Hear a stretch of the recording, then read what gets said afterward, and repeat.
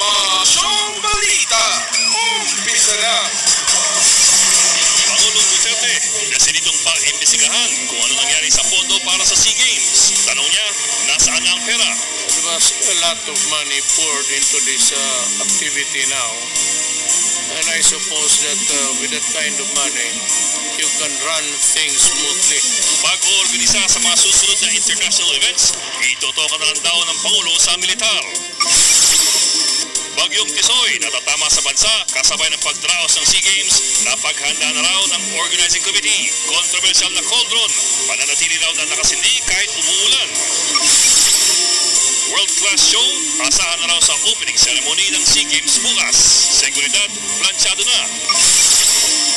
Tickets sa higit 50 sports, ginawa ng libre. Mga nakabili ng ticket, mabibigyan ba ng refund?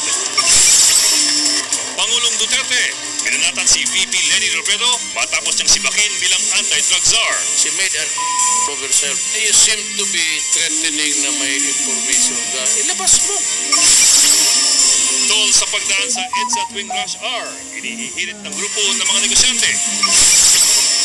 Presyo ng galunggong sa ilang pamilya sa bansa, sumiba ng hanggang 280 pesos kada kilo.